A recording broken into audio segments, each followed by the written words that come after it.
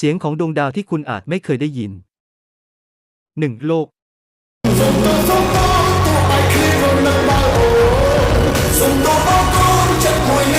2. ดาวพฤหัสบดีนึกใจอยู่เด้นอว่าโอ้ละนอ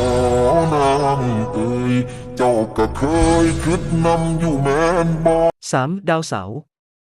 ทางคเขมรรู้สึกเสียใจเป็นอย่างมากเนื่องจากว่า